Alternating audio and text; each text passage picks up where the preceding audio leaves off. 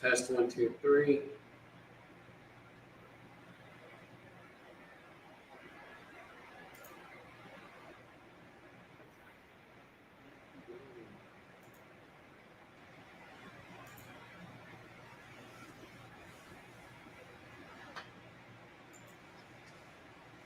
Hello. Good afternoon. I think everybody can hear me. James.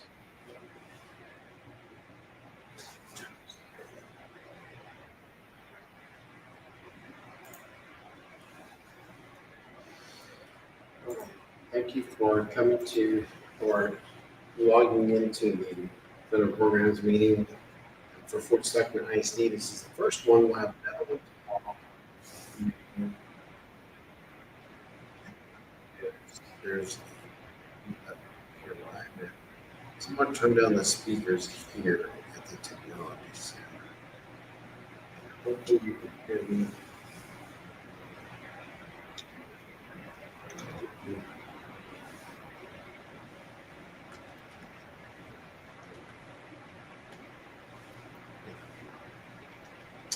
I think everybody can hear me because we tested it earlier today. If you can't hear me, somebody will say something. So let's see. You hear? I think so. Yes. Here as well. Before they go on.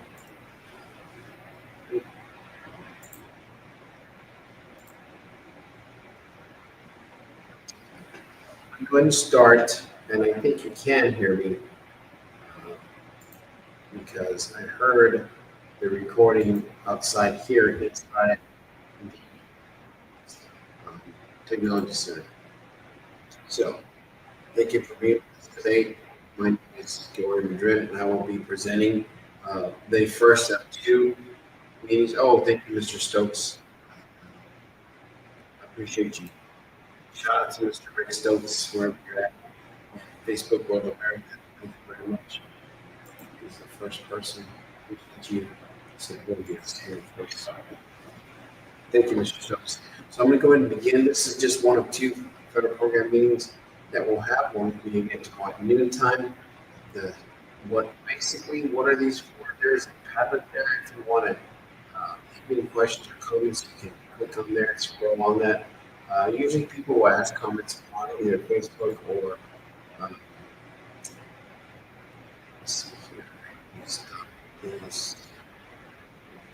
They'll usually ask questions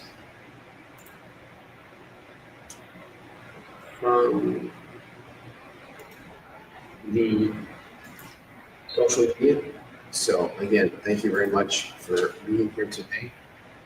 I know that sometimes we all have busy, crazy lives, right? So I want to say thank you for being here. Review, slideshow. Yeah, very good.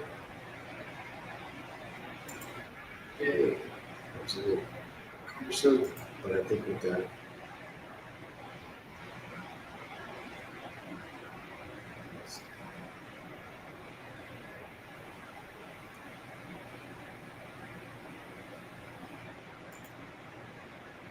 I think that'll work. Try it here. It's over. So I'm trying to work two screens and it's a little challenging. We realize how challenging it was, so I can't do it.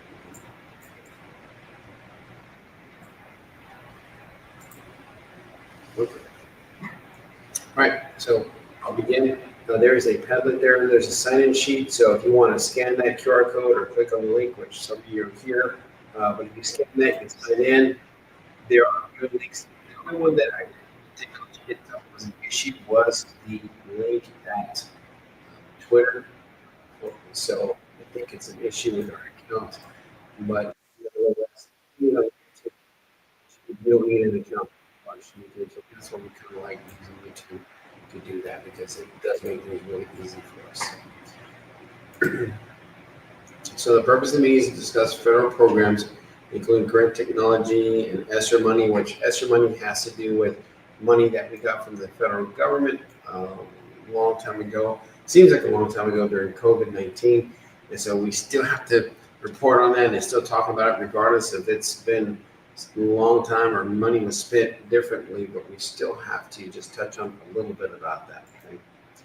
So the requirement is anybody who receives federal money through what are called the Title I programs, it has to have just a federal programs meeting to inform the public what is going on in our schools when we talk about federal programs within the schools. And there's a lot of requirements that we do. And so one of the requirements that we do is we have to have the parents have what's called a right of parents to be involved in the school's programs. And so that is the number one thing is that we try to improve on student academics. And so we have to have parents involved. And so when we do that, we talk about students and their parents that are involved in deciding decisions for their children along with the school. So that is super important to the schools. It's super important to our children. And we want to thank those of us parents who are throughout the year who are working with the schools to help their students learn and be better in schools and become productive citizens out there in the world. There are two aspects that we do have to talk about when it comes to is there a plan in place? And yes, there is. There's a district improvement plan and a campus improvement plan, which are on our website. And they are also on the campuses. You can ask a principal, say, hey, I'd like to see them. You can see them, and that's not a big deal. And so we also have committees within those campus improvement plans that help put together a blueprint that focuses on improvement towards improving the STAR and the OC scores and help students really learn. And then what do we have to do to get extra help for students? And then is our money efficient with the taxpayer dollar? And do we have effective parent engagement while we throughout the year in our schools? The other aspect is we do have to have our campus handbooks that also have a school parent compacts in there. And then the elementary schools are required to have parent-teacher conferences throughout the year. At least one is required, but they have them all the time. I do attend some parent-teacher conferences with my children, so I know that we're doing them, and it's something that all campuses do.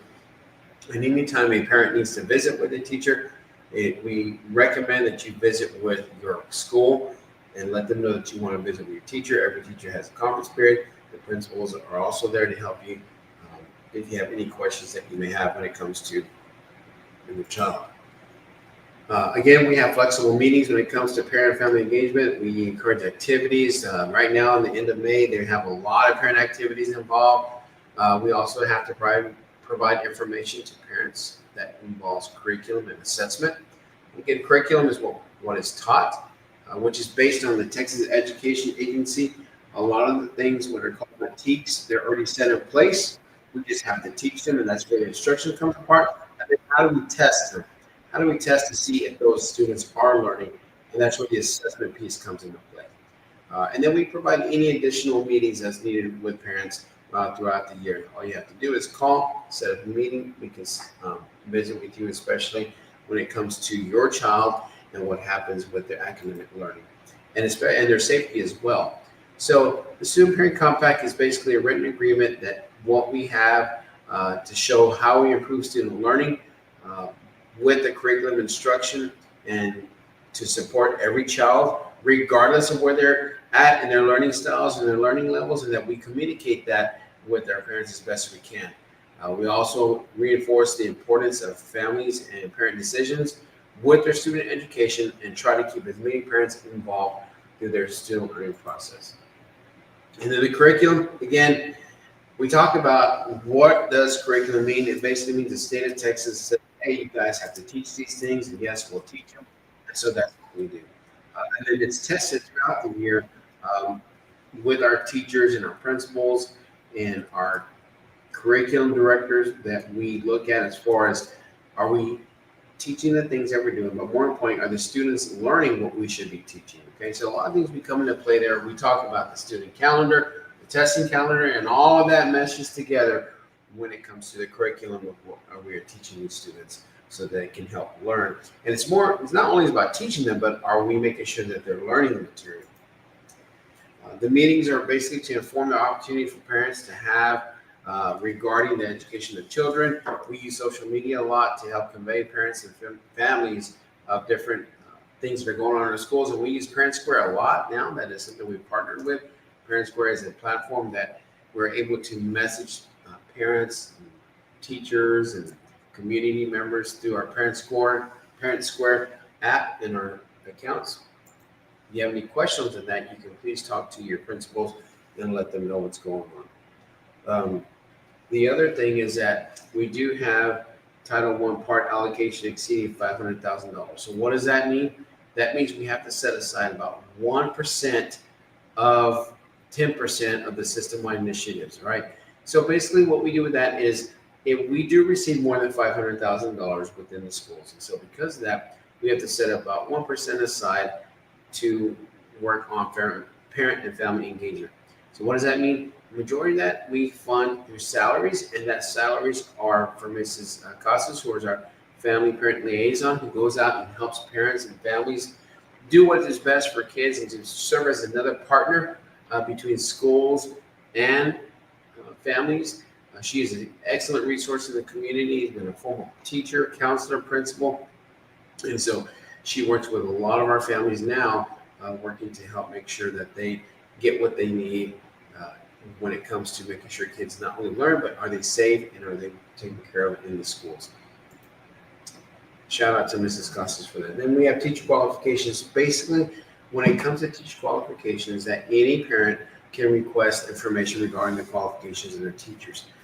That can be done through a phone call. It can be done online. You can look up teacher qualifications. And now, if there are some teachers who aren't certified, because there's a shortage of teachers nowadays, and so a lot of teachers go different routes. They go what is called alternative certification routes, where they go through routes where they may have a college degree, but they didn't really think about being a teacher, but they have a calling to be a teacher. And so they go through a different route that is called a teacher alternative route, which we do have teachers who go that route. And some of the best teachers we've hired through there have been really good because they just have a different perspective on education. And so we have a lot of great teachers that go through the normal, what you would call the traditional route, and then the alternative route. And so those requirements can be the teacher certification. Parents have the right to know about their requirements for teacher credentials. The other thing that we have to talk about is evaluation. We have any barriers that just doesn't let parents be able to talk to us in ways that we need to be able to do what is best for kids. And so sometimes we don't really realize things are going on, but sometimes if we, through communication, we can help alleviate a lot of things. So we try to get as much data input from many different resources, such as questionnaire surveys, meeting, committee, social media, or electronic evaluation tools. So then we report those findings when we meet with committees, and then we see what we can do better. And that was one of the things that we did this year when we implemented Parent Square, where it's a uniform system throughout the school district to kind of help alleviate where do parents go to when they need information that is at their fingertips. Now, there are some information here. This is just a listing of the federal programs that I'm going to talk briefly about. Just so you know, the majority of the federal money that we get from the government, and there's some state money as well, what's called state compensatory money, we try to do is lower classroom sizes. And so we know that the most impactful thing in a student's life is the teacher. So if we can get less students in the teacher's classroom to make the classroom sizes better for our students, then we have a better chance that they'll be successful, because we know that the teacher is the most integral part when it comes to students learning. And then the next thing is having a real good principal. Having an excellent principal on the campus. And so we do a good job of trying to hire the very best teachers and keeping them here, as well as the principals for each campus. Title I Part A is just basically, we discuss here, we're looking at economic disadvantaged students, and we look at the entire educational program. Title I monies are designed to help low achieving students and using effective methods and instructional strategies with the evidence-based research. And again, the whole idea is to lower classroom sizes. So what we try to do is a few things. We hire more teachers with that money, and then we give them the tools with some professional development to help them be better in the craft that they're in. Then there's migrant services. There's a Title I Part C. Right now, there's about 27,000 students of the 5 million students in public schools that are migrant. We have 6, which is 4 from last year. And so, again, migrant workers, we just have to make sure there's no barriers for these students. And these students come with temporary seasonal work, and that they overcome the challenges and they're successful in school as they transition from school to school to school, or place wherever their work, where their families are at, and then making sure that they are successful at graduating to become high school graduates and then beyond. And there's other parts of the title program. Title II, again, is increased student achievement through supporting educators and overall quality of instruction and the ensure equity that we have for all students. And a lot of that money we use for professional development of our students, our staff, to help be better in their craft so that they can help students learn the things they need to do at better levels. And then Title III is part of the ESEA Act, and that just targets English learners and immigrant students, just to make sure that we work to improve the proficiency of English in our students so that they can do well in STAR and ELCs so they can work toward graduation. Title IV is, again, student support and academic enrichment. We provide all students with a well-rounded education, academic outcomes. We improve using technology. Now, supplement, not supplant. What that basically says, hey, we're going to help supplement what you're already doing by giving you funds. And for us, a lot of that has to do with, are we putting less kids in the classroom with that teacher? Because we, again, like I said, we try to make sure that we have smaller classroom sizes so that we can impact student learning as much as we can within the school. And so that's what supplement means right there. Then we have Rural Education Initiative. Because we're a rural education, because we're a rural district in Texas, we get part of the federal money from the federal government that says, hey, we know you're rural, and so there are some challenges that you guys have, just like it is in any other government agency in rural Texas America. And so we get a little bit more money so that we can help, again, lower classroom sizes, bring more teachers to Fort Stockton so that we can do our very best to help students learn. And like I said, we also implement the professional development to help teachers do better in the class for their students. Again, and then we have state compensatory education. State compensatory education is this. Basically, we're looking at-risk students, right? And so how can we help at-risk students do better to increase their academic achievement and reducing the dropout rates?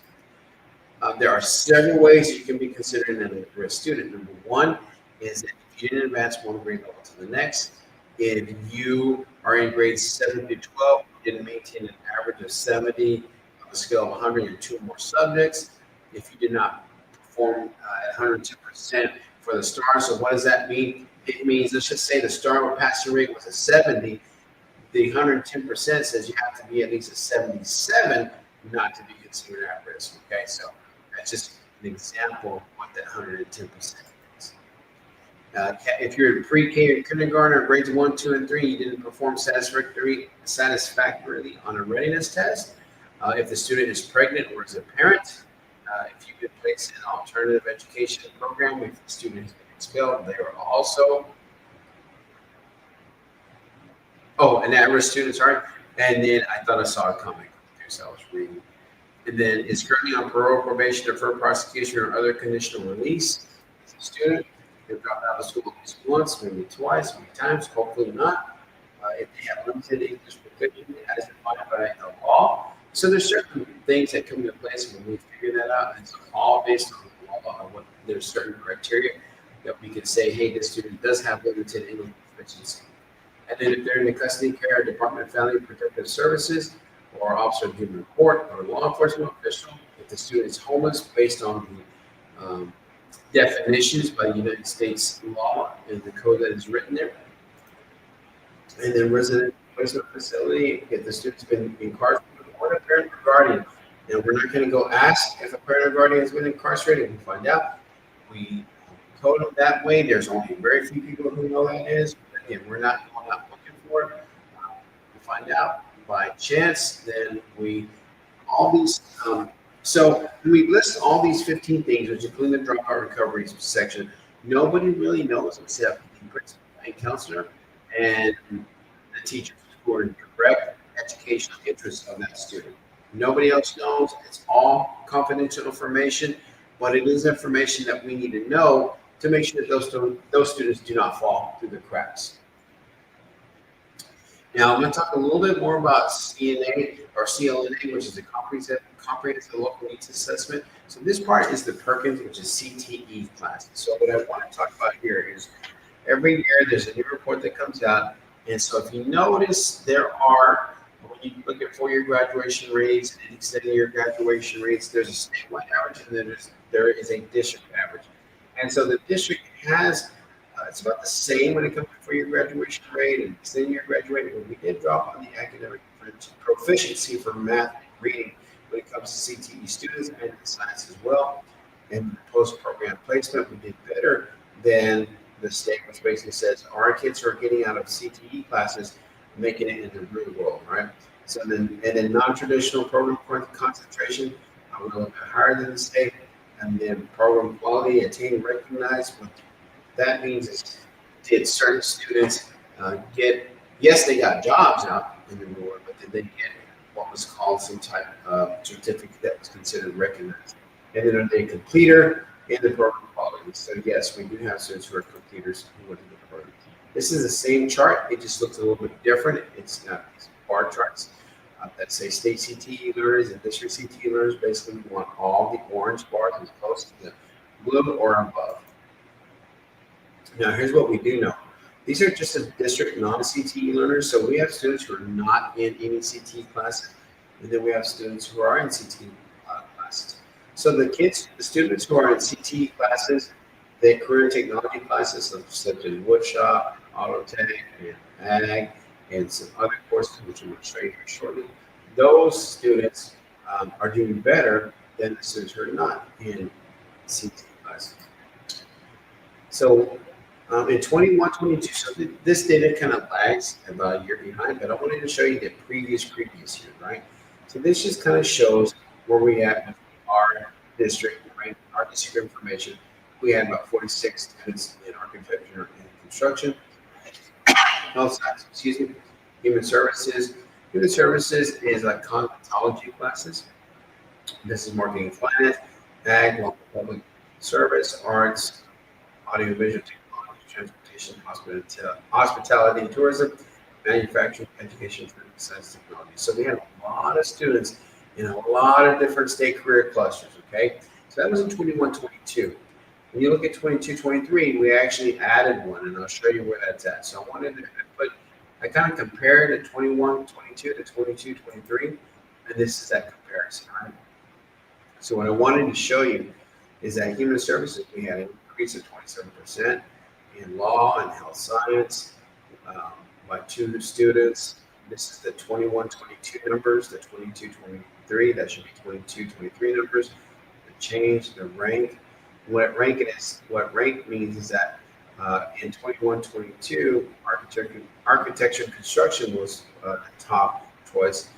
Human services became the second, was the top choice in 22-23. So if you notice here, we have a lot of more students who are being involved. We're having an increase in the career clusters. And then a new one that popped up was information technology, which is a career cluster for 22-23. So we have some students CTE classes, which is real good for our students who are coming out of schools compared to what we had a year ago. And then this is just definitions of what a CTE student looks like. So if a student's never completed a CTE course, they're considered a non-CTE. If they've taken at least one course, then they're a CTE participant. If they've taken 2 courses, but it may not be the same area, they're considered an explorer.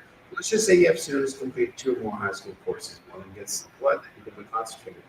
And then if they finish at least 3 or more for a total of 4 more credits, then they will be considered a completer, which we have a lot of students doing now. And then the program study overview just says we have to incorporate challenging states' academic standards, address academic, technical, and employability skills, progresses to beginning law enforcement industry, and then culminates in the attainment of recognized post-secondary credential. For example, do we have students doing CNA, and are they getting their CNA certificates? Do we have students who are going through the cosmetology classes, and are they getting their cosmetology licenses? Okay. This is just an overview of the clusters again. This here is a website. So if you click on this website right here and you go to this website, it'll show you where all the career clusters and the classes down here you take. And I just took a snapshot of this. This is architecture of natural resources. And then it goes with arts and business, manufacturing, marketing, and finance. So that is just a website to go to. If you just type approved statewide CTE program to study, make sure you see TEA, Texas Education Agency, you will be seeing all the things that we do. And so that is just information for you. This year is, I'm going to leave this up a little bit. If you want to give us some feedback on what you feel needs to be done when it comes to career on local needs assessment, career technical education, vocational input, please scan that QR code and listen to what works. It does. I worked on it earlier today. Yes, it does. So again, if you want to give us any feedback on what you think might help when it comes to current technology, please let us know. That is a great place to go to. Now, I'm going to talk about the ESSER funds. ESSER funds is the Elementary and Secondary School Emergency Relief Act, and that had to do with COVID. So I'm going to go through this pretty quick because we've already talked about this numerous times. It's still in the play. We've already spent all that money, and I'll show you where we spent it because we had to document where all that money was at. Basically, we're addressing the learning recovery of all students, and we dealt with the academic, social, and emotional needs of all our students. There's ESSER 1, ESSER 2, and ESSER 3. These are the dates. March 2020 was ESSER 1, December 2020, ESSER 2, and then ESSER 3 is February 2021. These are not of money that we took into the district. ESSER 1, the CARES Act, was about $500,000. ESSER 2 was a little over $2 million, and then ESSER 3 was close to $5 million. That was how much money was given nationwide, how much was given in Texas, and then right here, what Stockton ISD. And again, the whole idea was for learning recovery. So that's what we did, and I'll show you a little bit more about where we spent that money. We did have to consider a lot of things, such as the health and safety of students and staff, and then what we did to reduce risk of virus transmission to environmental health. What it did to retain high-need, high-impact individuals in our classrooms, because there was a lot of teachers that left the field as they were worried about things that were going on during COVID. And then, again, the whole aspect was addressing learning recovery among all students, make sure that we have high-quality assessment in learning and the best practices in academics. The whole idea was to improve on academics of all our students. The ESSER 3, what we did with ESSER 3, we ended up getting instructional leadership, which we never had. That would help with high expectations of learning and academic excellence and support teachers as they work to improve on student learning. And then we added academic high-need stipends. So what we did here was, if you were teaching a tested subject where your students were going to be tested, it may not be a certain, let's just say there's some electives that weren't teaching, we're not saying they're important, but the accountability of the school and the district rests on those teachers' shoulders who are teaching classes that are tested. So the whole idea was to reward and retain the best of the best. And so we still have in place the academic high-need stipends that we talked about. And we still have the curriculum directors that we talked about that we're able to support our teachers as well. Then we look at retention stipends. We do have like retention stipends throughout the year. This was pretty popular during COVID-19 because we're rewarding teachers for staying in the profession because a lot of people were leaving. We did replace the entire heating and cooling system in the Apache school because that system was out of date, so we did that. We also spent some money on the social and emotional needs of our students with Rachel's Challenge, Be Kind, because bullying, and to minimize in-school violence. And then there was 2 plans for ESSER 2. We had to come up with the Safe Return in Person Instruction Continuity of Services Plan. That's a long word. And then the use of funds. This is what we spent extra money on.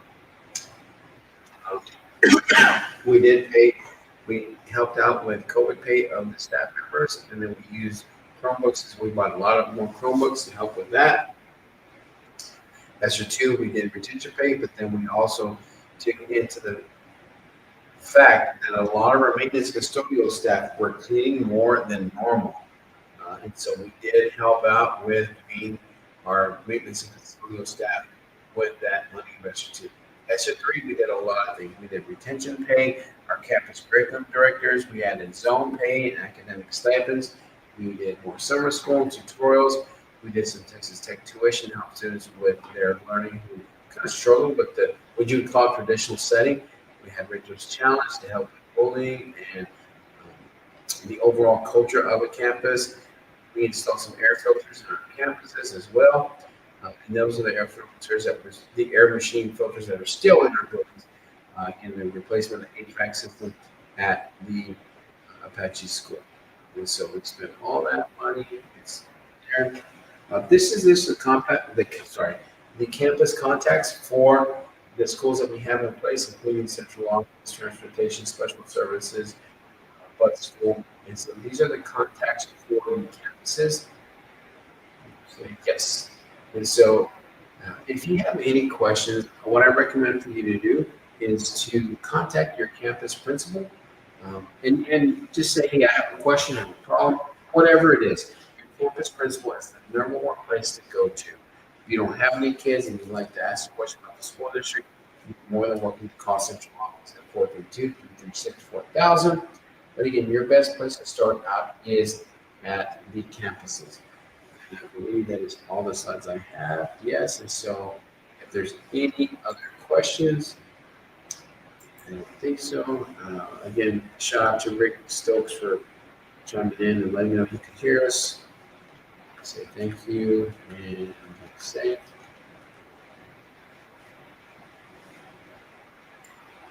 I believe, check the messages. I don't see anything. All right. So the time is 6:02 p.m. There's a few people here sitting down, and I'll get them signed in. With that being said,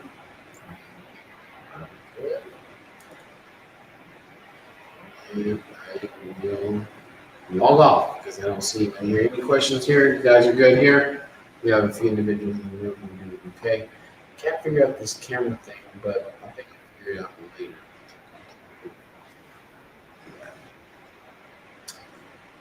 Okay, you guys have a good day. Be safe. The last week of school. Thank you, teachers. Thank you, community. Thank you for doing our very best to keep our kids safe and learning. We appreciate you. And again, shout out to Mr. Rick Stokes for letting me. Have a great day.